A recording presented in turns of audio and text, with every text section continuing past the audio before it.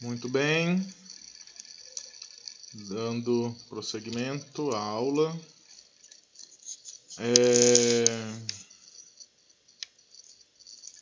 Então, o Santo Agostinho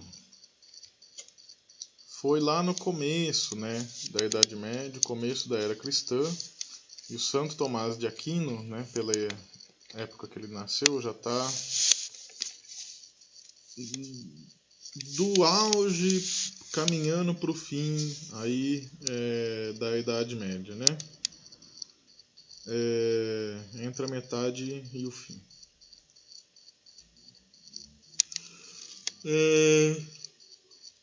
Bom,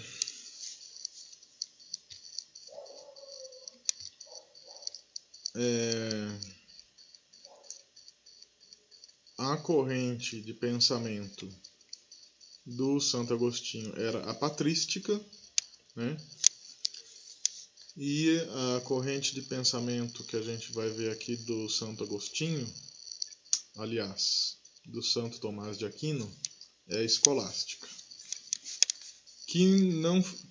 Que assim como a patrística teve vários representantes, a escolástica também teve vários representantes, sendo o principal dele o Santo Tomás de Aquino. E por que escolástica? Escolástica seria a filosofia da escola, visto que a Igreja Católica tinha a educação como uma estratégia para a difusão dos dogmas cristãos. O autor também, o André Torres, coloca que na história da escolástica a fé e a razão alternam a sua predominância. Essa é uma longa história que vai do século IX ao XVII, e aqui a gente se detém mais no Santo Tomás de Aquino. Vou ler aqui um trecho que eu copiei do livro, lá da página 56. Então, sobre o equilíbrio entre fé e razão, Tomás afirmava que não havia contradição entre o conhecimento racional e a fé católica, pois a razão também é uma criação de Deus. Isso quer dizer que a razão pode levar a Deus e não ser contra o seu próprio Criador. O Santo Tomás de Aquino, inclusive, segundo o André Torres, desenvolveu raciocínios, argumentos para provar a própria existência de Deus pela razão. O Santo Tomás de Aquino ele representa esse equilíbrio entre fé e razão. Ele trata essencialmente de assuntos religiosos, mas não só, mas ele trata com uma metodologia bem estruturada.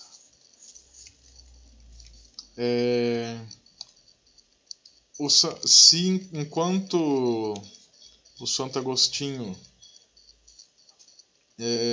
a influência principal do Santo Agostinho é o Platão, para o Santo Tomás de Aquino já vai ser o Aristóteles. Isso dá para ver na obra principal do senhor Santo Tomás de Aquino, que é a Suma Teológica. Então eu vou mostrar aqui para vocês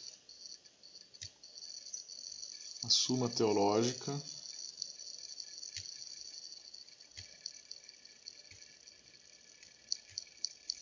Nossa, ixi, deu uma travada aqui. Aí, pronto.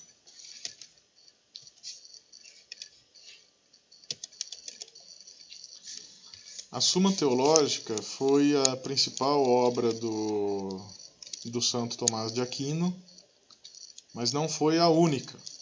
Ele escreveu outras. Entretanto, só a Suma Teológica, olha só aqui, para vocês verem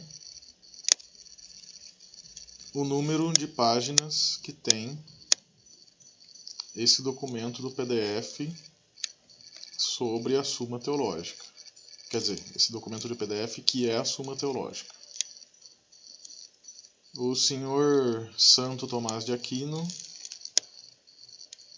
dedicou aí quase 4.300 páginas dessa obra monumental.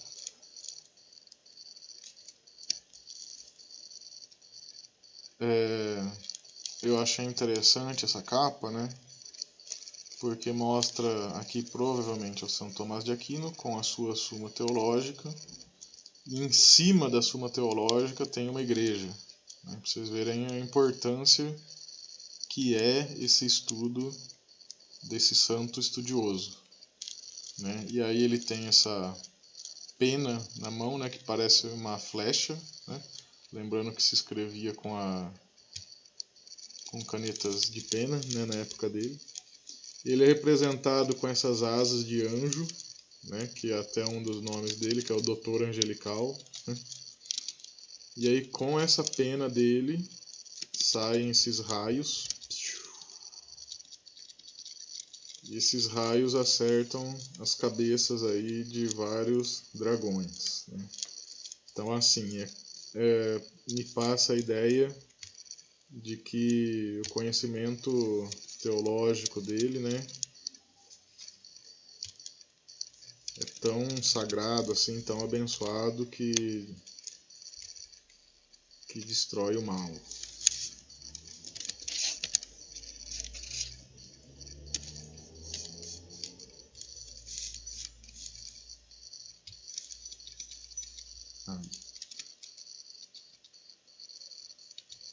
Certo? E aí o que esse senhor trata nesse estudo de apenas 4.000 páginas? De tudo. De tudo um pouco. Vou ir direto aqui para...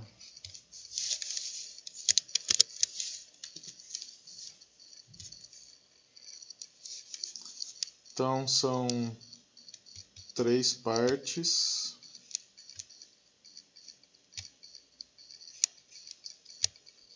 Vamos ver aqui, ó, só na primeira parte.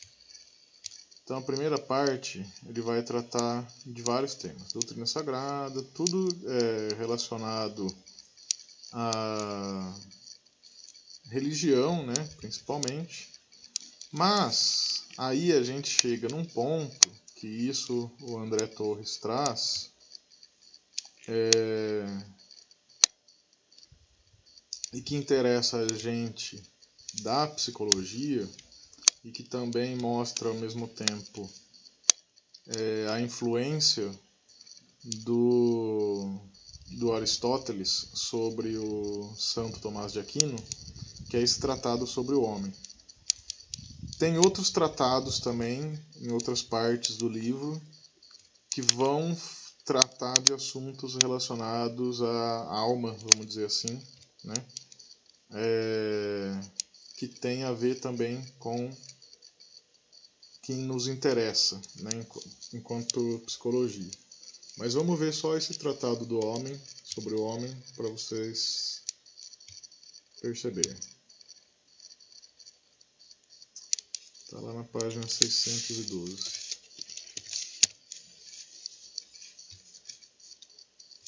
Eita.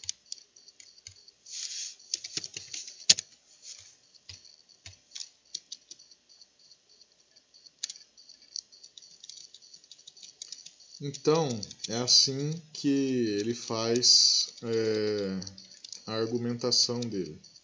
São várias questões, cada questão ele divide em vários artigos. Nesse artigo ele coloca um argumento, os contra-argumentos, e depois ele coloca as soluções e as respostas segundo o ponto de vista dele.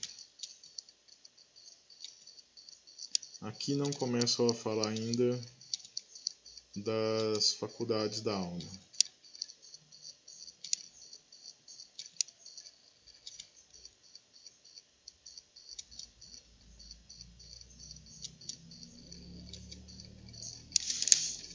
ver se eu acho aqui.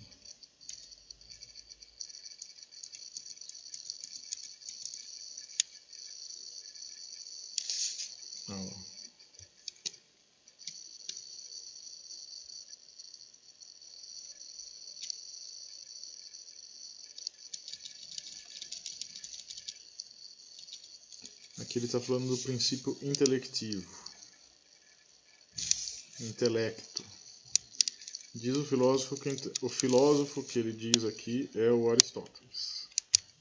Diz o filósofo que o intelecto é separado e não é ato de nenhum corpo, logo não está unido ao corpo como forma. Aqui são os argumentos, né? E por fim, ele vai chegar às conclusões.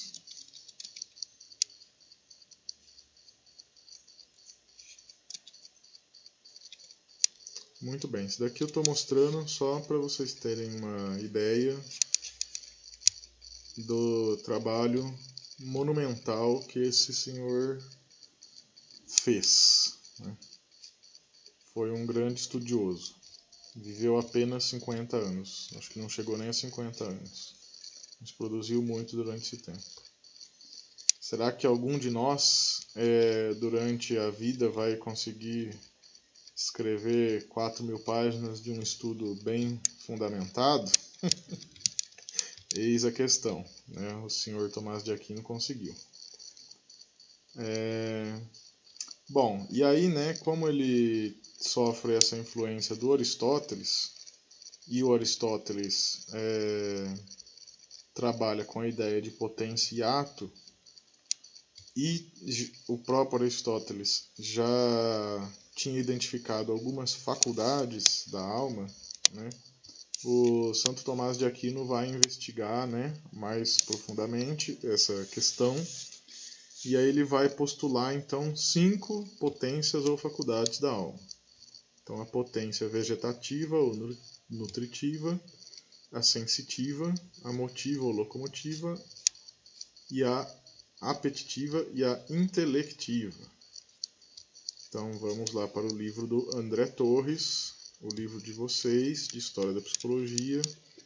Lá na página 57 tem um quadro que mostra a síntese das potências da alma. Então a potência, né, a explicação dela, as divisões dessas potências, a explicação novamente, as subdivisões e mais uma explicação. Então, a potência vegetativa, capacidade de nutrir e conservar o corpo. Potência sensitiva, potência ou faculdade, né? A capacidade de transformar as informações dos sentidos externos em informações de sentidos internos. Então tem sentidos externos e internos. Então os externos são relacionados aos órgãos do sentido, audição, tato, gustação. E os sentidos internos são as faculdades psicológicas. Quais são esses sentidos internos? Sentido comum, capta a forma dos objetos. A imaginação, retém as formas. O cogitativo, responsável pela associação. E a memória sensitiva, conserva elementos sensíveis. E assim vai. Faculdade ou potência locomotiva, relacionado à motivação. O que move a pessoa em busca de algo. A apetitiva, inclinações ou apetites da alma, que são sensíveis, prazeres dos sentidos externos, paixões da alma, intelectivos e o livre-arbítrio. E a última categorização aí que o Santo Tomás faz é a intelectiva, que é a capacidade racional. Essa capacidade racional é dividida em memória, razão e inteligência. Memória, conservação dos elementos intelectivos. A razão, a capacidade de redução, entender separadamente as potências da alma, mesmo sendo ela única. E essa razão ele separa em razão superior e inferior. A superior sendo raciocinativa, relacionada a raciocínios lógicos, e a inferior opinativa, relacionada a opiniões. Parece um pouco a divisão que a gente faz, né, do conhecimento. Né? Existe um conhecimento... Eu não gosto muito dessas ideias de superior e inferior. Eu não gosto dessas palavras. Isso é melhor, isso é maior, isso é não sei o quê. Mas, assim, né, como se o conhecimento superior é mais lógico, relacionado a raciocínio lógico, e existe um conhecimento inferior que é relacionado às opiniões. Né? Pouco se a gente for pensar o senso comum e a ciência, está bem próximo aqui. Né? E a inteligência é a capacidade de descobrir a verdade. O discernimento. Né? Então, olha só, esse senhor lá no seu convento, na Idade Média, à luz de vela e lamparina, estudando os textos disponíveis, né, que só tinha na sua própria biblioteca, não tinha internet, né, tinha só na biblioteca do convento onde ele vivia, chegou numa categorização que aí agora eu vou deixar para vocês, né, pensar um pouquinho, né, tá próxima, será, do que hoje a gente conhece, discute na psicologia, ou não, está muito longe, não tem nada a ver, essas coisas que esse rapaz aí da Idade Média falou. Então fica a questão aí para vocês pensarem, tá bom? Então, voltando para o slide. Então ele postulou as potências ou as faculdades da alma. E como ele era aristotélico, né, seguia as ideias do Aristóteles, o Aristóteles tinha uma tendência mais empirista, apesar que o Tomás de Aquino dá uma misturada um pouco, né? Mas nesse ponto da educação, o Tomás de Aquino vai concordar com o Aristóteles, no sentido que a educação é a via por excelência para se transformar as potências em ato. Né?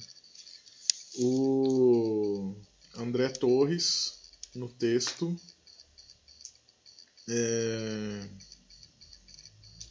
ele fala do exemplo novamente da sementinha, né, da metáfora da semente, que toda semente tem o potencial de se transformar em árvore, mas nem todas irão se transformar em árvore. Né? Para se transformar em árvore, precisa que se dê as condições necessárias para isso. Né? E se a gente pensa ser humano, né, para se realizar, ou para realizar, por exemplo, conhecimento de alguma coisa, qual é a via para essa potência se transformar em ato? É a educação. Todos têm o potencial de se desenvolver, todos têm o potencial de aprender, mas para isso precisa ter educação. Né? Quem mais?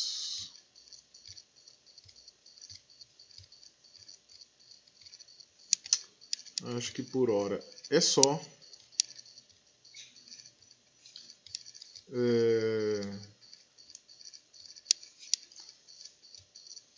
E é isso, gente. Acho que por hora é só. Então, semana que vem, pretendo fazer com antecedência, já deixar a aula disponível do próximo assunto, que é o renascimento. Renascimento e modernidade. Então, até quarta-feira estará disponível a aula sobre esse assunto. Não sei se eu falei com vocês mas estou pensando e repensando essa estratégia da aula remota. Qualquer novidade vocês ficarão sabendo, tá bom? Mas até esse capítulo aqui vai ser disponibilizado no AVA da mesma maneira que eu estou fazendo agora. Se tiver alguma mudança eu aviso, mas por hora é isso. Tá bom? Desejo e espero bons estudos para vocês. Cuidem-se e até breve. Qualquer coisa, dúvidas, coloquem nos comentários do YouTube. E outras coisas, podem entrar em contato comigo também. Tá bom? Se for dúvida referente à matéria, por favor, comente no comentário do YouTube. Se for outros tipos de dúvida, pode entrar em contato direto comigo. Tá bom? Então tá bom. Muito obrigado e até as próximas. Cuidem-se e fiquem bem.